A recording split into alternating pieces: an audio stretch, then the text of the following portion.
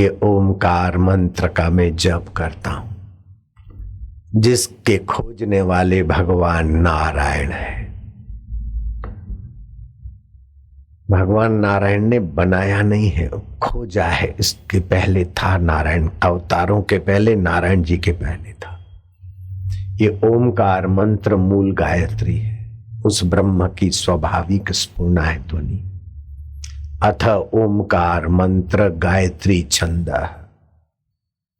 परमात्मा ऋषि ही खोजने वाले भगवान नारायण है, और इसका देवता है सर्व अंशुद्ध अंतर्यामी परमात्मा, इसका देवता है। मैं आत्म शांति के लिए, प्रभु प्रीति के लिए, प्रभु माधुर्य के लिए आज जप करता हूं। ओम ओम ओम ओम ओम ओम। कम से कम 6 मिनट करना। ऐसा कोई आसन बिछाना जिससे ये जप करने से जो आपकी ओरा बनेगी, बिजली बनेगी, उसको अर्थिंग ना मिले। 6 मिनट कम से कम, ज्यादा जितना भी करें। जप किया होठों से, 6 मिनट कंठ से, 6 मिनट हृदय से, और 6 मिनट शांति। हम ओम स्वरूप ईश्वर में शांत हो रहे। फिर 6 मिनट आप लेट जाएं, अथवा ईश्वर की ओर पुस्तक पढ़ें, अथवा ईश्वर स्तुति, जहां ईश्वर के स्वरूप का वर्णन है, ऐसी छोटी सी आश्रम की पुस्तक पढ़ें, शांत हो जाए। ऐसे करते करते दिन में ऐसा कोर्स आप कई बार कर सकते हैं। और 6 मिनट की जगह पे 8-8 मिनट का करिए, 10-10 मिनट का करिए, 15-15 मिनट का करिए। कल का दिन आप खूब कमाई करिए। इस कमाई की बराबरी लाख करोड़ रुपयों से नहीं की जा सकती, इतना लाभ होगा।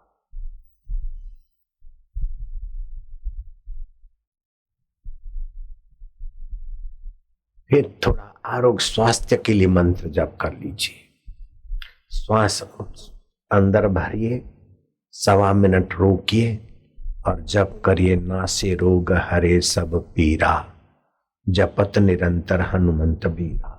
जप की संख्या बढ़ाने की जरूरत नहीं, श्वास रोक के रखें, पेट को अंदर करे रखें, नाभि से नीचे के हिस्से को संकोच के रख ले। इससे आपकी नाजायज कामनाएं, नाजायज संकल्प, नाजायज वासनाएं नियंत्रित करने की शक्ति आपकी जगेगी।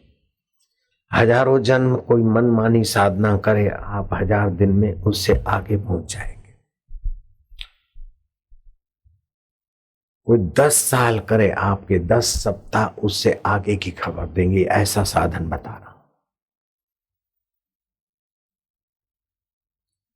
1-1.25 मिनट श्वास रोका, ये जब हुआ, फिर श्वास छोड़ दिया, फिर स्वाभाविक श्वास चले 2, 5, 10, फिर श्वास आपने बाहर फेंक दिया और मन में शांति से जपा। नासे रोग हरे सब पीरा, जपत निरंतर हनुमंत बीरा। एक बार श्वास अंदर रोका, एक बार बाहर रोका, दोनों मिलाकर एक प्राणायाम हुआ। ऐसे आप 10 प्राणायाम कल कर लीजिए, और उतना समय सूर्य के किरणों में आपका शरीर स्नान करे। ऐसे ढंग से रहिए तो और अच्छा। ये आरोग्य की रक्षा के लिए समझो रक्षा कवच बना लेना। नासे रोग हरे सब पीरा प्राणायाम श्वास अंदर रख के जपने से, बाहर रख के जपने से ऐसे ऐसे फायदे हुए कि उनका मैं वर्णन करूंगा, नहीं तो भगवान की कथा रह जाएगी। आप इसका फायदा उठाना। तो थोड़ी देर आरोग्य का कवच बना लेना, और फिर वही अपना साधन में लग जाना। कर्म की प्रधानता वाले बोलते हैं कि कोई कैसा भी चतुर हो, लेकिन जब तक भाग्य में नहीं होता तब तक वो ऊंची अवस्था नहीं मिलती। और पुरुषार्थवादी ग्रंथ पढ़ो तो बोलते हैं कि पुरुषार्थ ही सर्वश्रेष्ठ है। लेकिन दोनों अपनी अपनी जगह पर है। पहले का पुरुषार्थ अभी प्रारब्ध है, और अभी का पुरुषार्थ पहले के प्रारब्ध से भी थोड़ा छुटकारा करा सकता है। आज शांति से इतने सारे लोग बैठे हैं, ध्यान से सुनना। कर्म 3 प्रकार के होते हैं। एक होते हैं संचित कर्म, कई जन्मों के संचित कर्मों के ढेर में से कुछ कर्म लेकर शुभाशुभ उससे हमारा शरीर बना। जो शरीर बना वो हो गया प्रारब्ध, और प्रारब्ध शरीर की यात्रा होते होते कोई अमीर के घर पैदा होता है, कोई गरीब के घर पैदा होता है। तो मानना पड़ेगा कि प्रारब्ध तो अपनी जगह पर है, लेकिन पुरुषार्थ का भी महत्व है। पुरुषार्थ के महत्व को आप नकार नहीं सकते, लेकिन पुरुषार्थ कितना भी करो, अगर प्रारब्ध तरतीव्र है तो बुद्धि ही ऐसी देता है कि उल्टा पुरुषार्थ कर दे। इसलिए पुरुषार्थ की जगह पर पुरुषार्थ है, प्रारब्ध की जगह पर प्रारब्ध है, लेकिन इन दोनों के थपेड़े में आयुष्य तो तुम्हारी नष्ट होती है। गंदा प्रारब्ध है तो दुख भुगाता है, अच्छा प्रारब्ध है तो सुख भुगाता है। लेकिन आप पुरुषार्थ करते हैं तो सुख भी मिलता है, गंदे प्रारब्ध का दुख कम हो जाता है, थोड़ा राहत मिल जाती है। लेकिन एक तीसरा विभाग है कि आप पुरुषार्थ करें दुख को भगाने का, सुख को टिकाने का, लेकिन सुख सदा टिकता नहीं, ये बिल्कुल पक्की बात है। और दुख सदा के लिए मिटता नहीं, बुढ़ापा आ जाता और मौत आकर खड़ा हो जाता है। जीवन भर जिन रुपयों को, पैसों को, इज्जत आबरू को, शरीर को संभाला था, सबसे बड़ा दुख का दिवस कौन सा, काला दिवस कौन सा, कि हम जीना चाहें और मरना पड़ता हो। इससे बड़ी व्यवस्था क्या है? हम बोलना चाहें और गला रुक गया हो, पुत्र परिवार से मिले रहना चाहें लेकिन जबरन जाना पड़ता हो, नींद की इच्छा हो और अब मृत्यु की क्षणों में नींद भी चली गई, भूख भी चली गई। ये सब काले दिन भी आते हैं। इसको प्रारब्ध कहो, क्रियमाण। तो एक होता है संचित कर्म, उससे कुछ मिला, वो हो गया प्रारब्ध कर्म। और प्रारब्ध कर्म से आप जो कर्म नए कर रहे हैं वो होते हैं क्रियमाण कर्म। अब क्रियमाण कर्म आप सुख के लिए सुखदायी करो, दुखदायी करो, मिश्रित करो, तो फिर ऐसे ऐसे जन्मों में जाना होता है।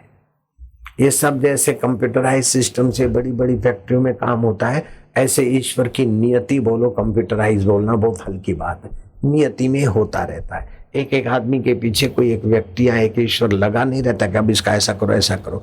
जैसा कर्म करते हैं ऐसा इसी प्रकार व्यवस्था होती है और पूर्ण होता है और आगे की यात्रा होती है।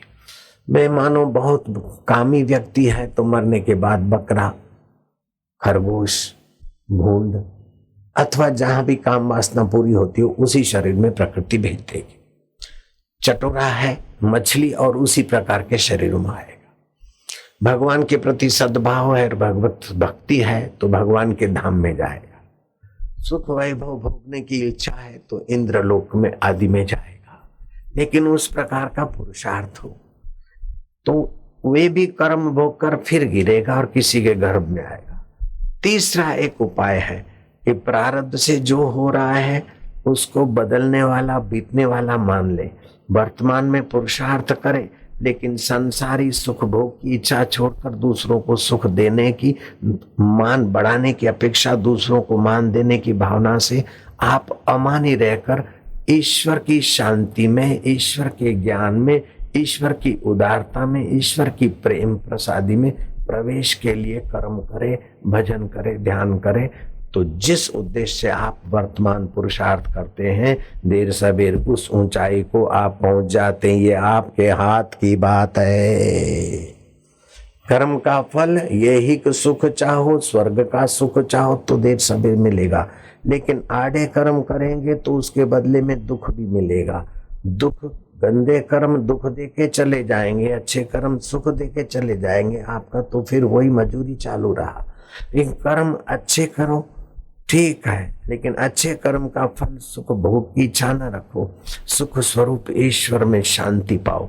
तो ये संसारी शांति भोक्ता को क्षीण कर देती है, लेकिन संसारी सुख भोक्ता को क्षीण कर देते हैं। संसारी सुख का ठीक सदुपयोग कर लिया और बाकी का सुख स्वरूप भगवान का चिंतन, ध्यान और भगवान के नाते सेवा कार्य किया तो आपके हृदय में भगवत शांति आने लगेगी, जिससे बुद्धि में भगवत शक्ति आएगी। जैसे बलराम दास महाराज हो गए, जगन्नाथ जी को जाकर आलिंगन करने लगे। बाल्यकाल में ब्राह्मणों ने मार के भगा दिया और भाग के समुद्र किनारे गए और जगन्नाथ जी की मूर्ति मानसिक बनाकर, रथ बनाकर, प्रभु मैं शूद्र जाति को, मेरे में कुछ भी नहीं, लेकिन मैं तुम्हारा हूं, तुम मेरे हो, प्रार्थना करके डूब गया तो वहां रथ चलने से रुक गया।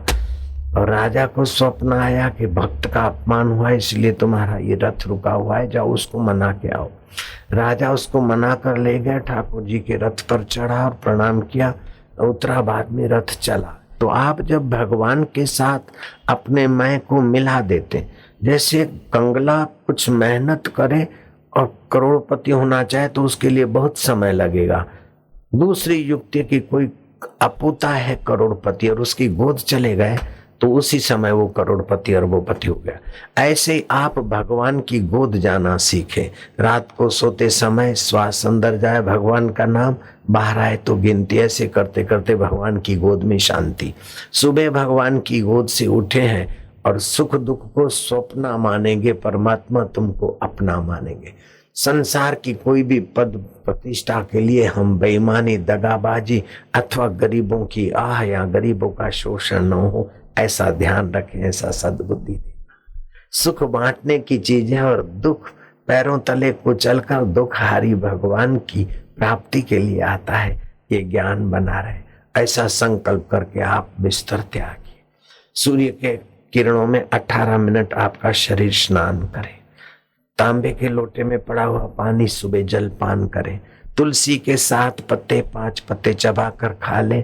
इतवार को नहीं, बाकी दिन तो पेट की तकलीफें और कैंसर तुम्हारे नजीक नहीं आए।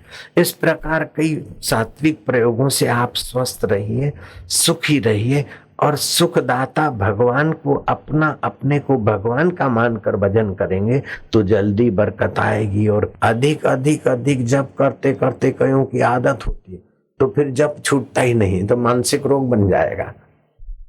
जप के समय जप, ध्यान के समय ध्यान। तो जप, निरर्थक विचार, निरर्थक वाणी से जप 1000 गुना अच्छा है, लेकिन जप के आगे जप का अर्थ है और जप के अर्थ के आगे जप के फलस्वरूप परमात्मा का ज्ञान और परमात्मा की विश्रांति है। तो संसारी रस से हजारों लाखों गुना ऊंचा है भगवत रस। और भगवत रस का अभ्यास बढ़ जाए और गुरु दीक्षा की कुंजी लग जाए तो भगवत तत्व में विश्रांति योग हो जाए, स्थाई रस। और स्थाई रस को भी बहुजन हिताय बहुजन सुखाय आप खर्चते रहेंगे तो आपके अंदर नित्य नवीन रस उभरता रहेगा। आपको विद्वता के लिए पोथे नहीं पढ़ने पड़ेंगे, उस भगवत रस से भी आपकी वाणी विद्वानों को भी चकित कर दे, ऐसी हो जाएगी। स्वास्थ्य के लिए आपको टॉनिक की शरण नहीं लेनी जानी पड़ेगी, आपका अंतरात्मा का रस आपको स्वास्थ्य बरकरार रखेगा। खुशी के लिए आपको क्लबों में, वाइन की बोतलों में अथवा नाच गानों में अथवा किसी महफिल में जाने की गुलामी नहीं पड़ेगी।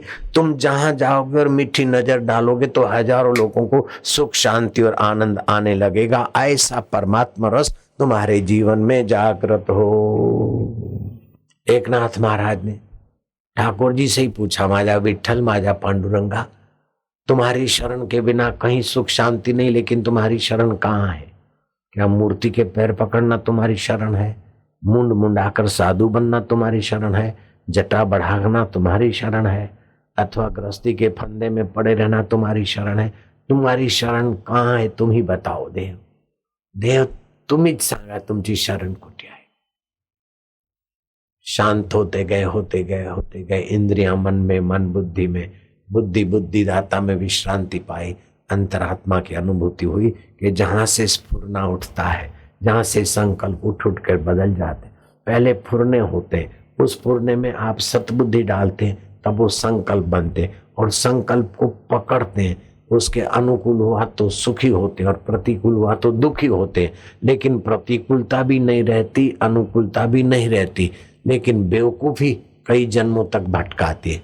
आप संकल्प की शरण न जाकर भगवान की शरण जाओ तो वे संकल्प भगवताकार वृत्ति के होकर अज्ञान मिटा देंगे। तुम्हारे और भगवान के बीच की नासमझी हटाकर साक्षात्कार करा देंगे।